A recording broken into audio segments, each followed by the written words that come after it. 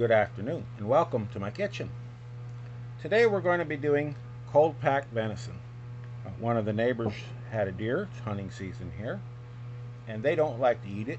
They didn't want it, so I received a venison, and I'm not going to waste it. I do like my canned venison. The first thing we're going to do is consult our canning book.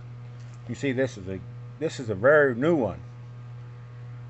Not, because it still has the new ball number 10 glass closures and the zinc and the ideal glass jars.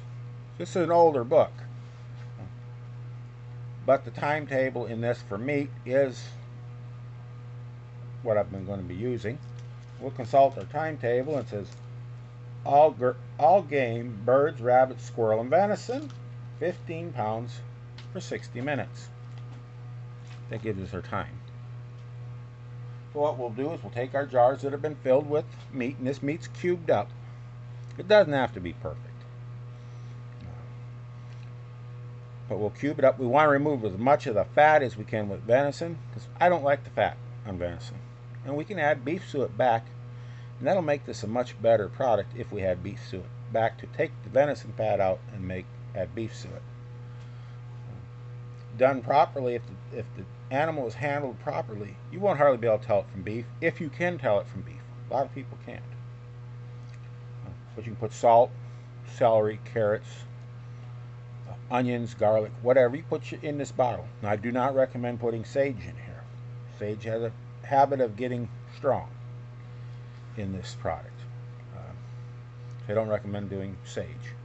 But we'll pack our jar, not real tight, with just our raw venison. This is not cooked, it's not in any way. Then we'll be putting it in our canner. Now, we don't want this canner boiling because this is a cold product. The jar is cold. We just want our water warm, not hot, not boiling. We'll take our jars and we'll put them in there. We have already went around this rim with some cooking oil. You can use lard, just some kind of a grease. You want to use an edible product that won't eat up our seals, but we'll put something on there to lubricate that top. We already have a nice hot fire going. Believe me, that's warm. That water is warm enough. You can stick your finger in it, but you're not going to keep it there right now. We'll take our lid. Here's our lid. This is a DeMuro. It has the gasket in it. This rubber gasket in here. And we put our lid on. It gets turned like that and locks in place. Now all we have to do is wait until this vents out. This will come to a boil and steam will come out. You'll be able to feel it, see it. Steam will come out this vent tube right here in the top. And when it does, we will put this weight on at the 15-pound mark right there. So it goes on that hole. This drops down on there. And when it starts to jiggle, we'll let jiggle. When it jiggles 3 times a minute, we start our timer. We time it for the allotted time. And once it is done boiling, we want to make sure we keep monitored as far as we got to keep this thing going pretty good at 15 pounds. And then we'll move it to the cold end of the stove to cool off.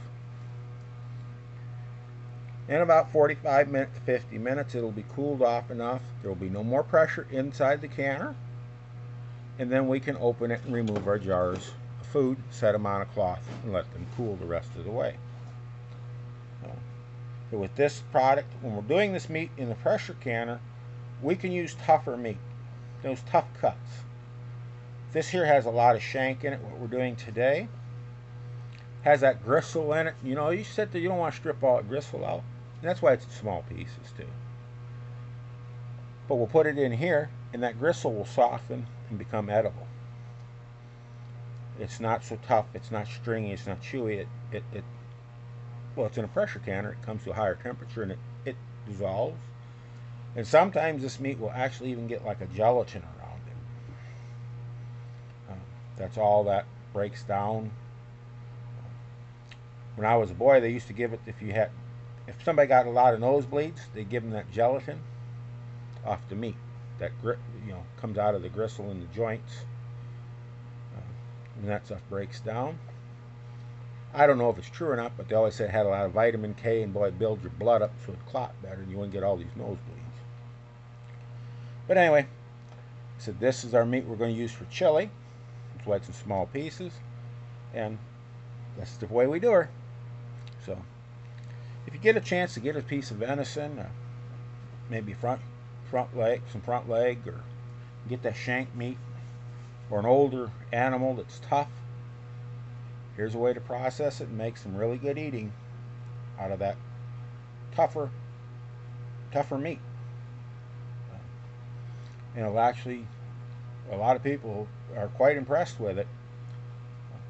It's, in my book, you take shank, make some of the best meat when it's processed this way. That tough meat really gets good. You get a lot more flavor off of the older animal than you do that younger animal. So we don't want to waste it, and here's how we can process it. So y'all go out there, have a wonderful day.